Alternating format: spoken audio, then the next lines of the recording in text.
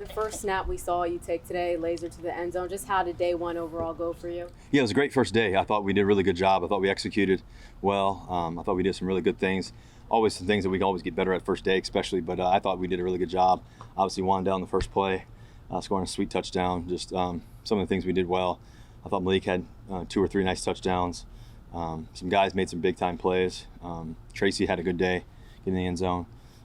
As I mentioned, Wandale, with the offensive line, did a great job communicating and being crisp. And we're just so much further ahead than where we were in OTAs, but we still got more to go. So that's a good part. What did you see in the second or third team reps from Jackson, from Jameis? Well, the guys did well. They executed. They made plays. I thought offensively, and there's some highs and lows throughout those moments, but I thought we did a good job of just staying the course. Russ, when you go back to your rookie year, you were a third-round pick coming in, and obviously you had to make plays for the vets to stand out and speak on your behalf. Now looking at it, when you see some of these younger receivers in a crowded room, how do you speak life to those guys, and who are some of those younger guys that you've seen that you say, hey, this guy, okay, he keep on your track? Yeah, I think we have a lot of great young talent across the board. I mean, our whole team's super young. Guys who are vibrant, hardworking, they're dedicated to their craft. I just go back to when we, started in the off season, getting together. Guys came out to San Diego. Guys coming out. I went out to Atlanta, throw with guys. I spent a lot of time with those guys. And then getting here in OTAs, all the extra work before and after practice, all the extra meetings that we could do within our time periods. And then as well as, those guys come out to San Diego in the off season. We had a great time for, a little mini camp of our own. And just to see the evolution of the guys daily and the focus and the championship level that we want to practice at and play at every day, and the habits. Your habits have to align as well, and our guys have great habits, and that's the good thing about it. And they got some guys to look up to. Obviously, guys like Slayton, who's been in here for a while, true pro. And then I think our young stars, obviously, and Wandale and Malik, and what they're able to do, guys to really look up to as well. And so I think guys like Bo Collins has really shown some unbelievable growth. I think Jalen Hyatt, he's a guy who was a super high draft pick. He's so talented, and he's got so much ability. And I think I think he's going to really shine for us. I think he hasn't done what he's wanted to do yet, but I think part of that is just the dialogue between me and him is so close, and just all the communication that really showed up in the off season. So just I think the most important part is we've got youth that is on a constant quest for knowledge and learning. Russ, when you look at Malik last year in the season, he had expectations being very high for him this year. How important is it for you to specifically to mentor him and establish some really strong chemistry with him? Yeah, Malik and I have a great relationship. He's in the locker right next to me, actually, and we got to spend a lot of time in San Diego together. I just love how he works. He's a lot of times you get talented guys, and their work ethic is super high, but can they keep it consistent? That's what you're always looking for. And I think his consistency and his love for the game, his consistency in his playmaking, his tenacity for the game, his leadership, his thought process, communication. He's not shy. He's great in the meetings. Anytime you have a young star receiver, for me, and especially when we have our meetings with the receivers and tight ends and stuff like that, it's the communication that we always have, right? But then also you want those guys to be interactive and communicate too, and he does a tremendous job of that. He's communicating to the other guys what he sees, what he would do, all these different things. So I thought he had a great day today. He made some really big plays. I think he had probably 2 or 3 touchdowns down there for sure. So I think there can be more to him, and we're going to keep developing. Obviously, we're just getting started and just kind of warming up and getting hot, but we're excited to work together. When we spoke to Joe and Brian earlier, they said, the guys are going to be competing, but Russ is our starter. What does that mean to you at this point of your career, and how beneficial is that to know that, hey, you're kind of locked into that role, and I can concentrate on getting ready for week 1 at this point? I'm always just focused on being the best version of me every day. For me, my mentality is always to be the best in the world. I don't know anything else other than that. Just having that mentality and helping our football team win. I think that's the big thing that I'm really highly focused on is elevating our practice, elevating our play, elevating our mentality, and having a championship mentality daily. And I think that we're on that path, but we got to keep doing it daily. And it starts with me and my mindset and my energy and the way that I step into the huddle every day, and that's what's important. What do you think about New York and New Jersey, and have you and your family gotten some time to spend around here?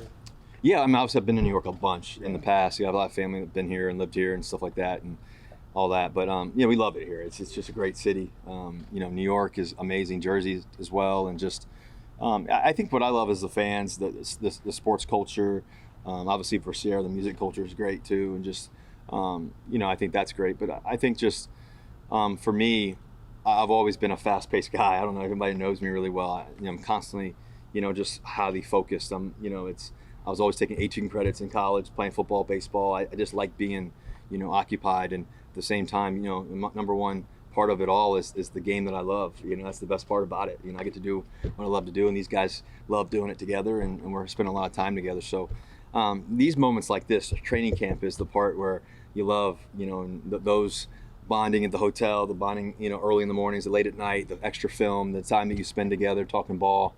I mean, that's the part that you forever remember. Russ, Sierra going back push to you a little Malik bit to for come to New York? No, she loves New York. I love New York too, but it was all about ball. going back to Malik just for a second. He mentioned a ton of your leadership traits and qualities. How important is that, not to just with the team have those traits, but he mentioned with the chefs, the cooks, and other people in this building. How important is that to you to come in and establish that type of culture? I think leadership's about 100% of the time. It's not 80% of the time or 90% of the time. It's got to be 100% of the time. And I think that it gets lonely sometimes. It can. But I think that when you have great people around you, it doesn't. It's the best part. It's the camaraderie, it's the fellowship, it's the time together, it's the leading the other groups and other guys to believe more than they can even see sometimes. And I think that's really important. And I think, and it's not just the players, it's everybody in the building. It's like you mentioned, it's the training staff to the chefs to the everybody that's helping early in the mornings and late at nights that you don't see. And I think that's what matters more than anything else. And then obviously the culture that we continue to establish and bring daily, and the energy. We get the best job. I was telling the guys on the field, in the practice field, halfway through, man, we got the best job in the world. We get to play for the New York Giants, the opportunity we have, the gift that it is to play the game. And so, man, don't forget about that part, the gratitude part of it. And when you have gratitude and joy, it takes the fear away. A lot of times, you're able to focus on the moments and focus on the actual moment of getting to step out in that field. And I get to see some young kids out there that dream to be like us one day. That's the best part about practice after you have a great day is, seeing the young kids, want to be like you. And if you can inspire one, then you get to change somebody's life. And I think that's why we get to do what we get to do. Russ, you mentioned earlier that that people are watching you, to see your energy and your nature and things. Do you ever need a recharge? You know what I mean? Do you ever need to have someone be a Russell Wilson to you? I think that's a great question. I think, I don't know, maybe I'm the Energizer Bunny a lot of the times, but I think, I'm always constantly working on me. We're all growing, we're all learning, we're all developing, we all have highs and lows. I've had a lot of highs, and the lows, they're just lessons along the way, not losses, they're just lessons. And I think a lot of times you're able to really grow and really just, that you're battle tested, man. If anybody's battle tested, I am. I can handle anything. And I think the best part about it too is that you, as a leader, you want everybody to know what they're getting every day. And I think that's what I want to be able to establish every day. And like I said, it's 100% of the time. It's not 80. It's not 90. It's 100% every day. 100% of the time, every day. And so that's the great part about it. And that's the gift that God's given me, and to be able to lead and to be able to play and love the game that I love and play the game I love. Russ, you've won a lot in your career. The guy who's, so to speak, the quarterback of the defense, Dexter Lawrence, has not won a lot in his career. He was just here talking about the urgency he feels. I'm wondering if you sense that from him. I think when you play in the National Football League, the one thing that I've always believed in, and as a professional in general, is, no matter what the circumstances are, your urgency should always be high. I think that, I think the urgency that we have and urgency that we constantly are focused on is just being the best version of us individually and then collectively. When you can be the best version of you, then fast forward, it makes us as a collective team better. And I think, a guy like Dexter Lawrence, he's the A-plus player of them all. He's a guy that's world class. I remember playing him last year. It's like, hey, this guy's all over the field. I remember he sacked me one time and I had to get up. I was like, man, that's a big boy. So I just, to play with a guy like that and to know we have a lot of guys like that on the defensive side and the ball, in particular on the defensive line and just across the board. I think guys like Bobby Okereke, who's a tremendous football player as well at the backer position, and some other guys we've added, Adebo and Hollins and all those guys that we have on the secondary. And I'm excited for Banks too, what he can do. It's a group effort. Like I said, it's and it's not just one man; it's all of us together. And I think the best part about winning is that it's the incremental moments, the game-altering plays, the gap plays, I call it, that help you win.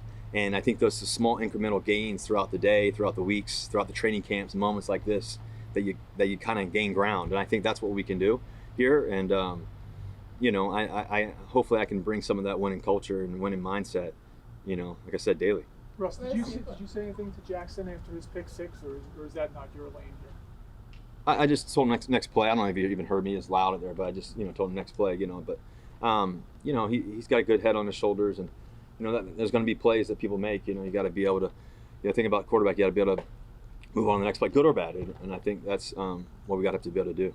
How much has he leaned on your experience, and what is your message to him? Jack sits next to me in the meeting rooms and stuff like that, so we get to talk a lot. I really like him.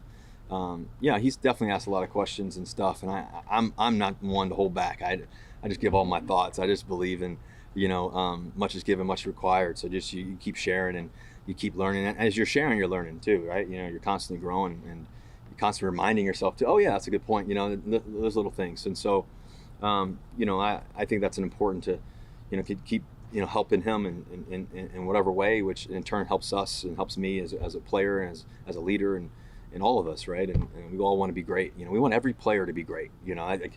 How great can we get collectively? And we can do that individually and add it up. We got a good football team. Russ, have you ever not been confident in what you do?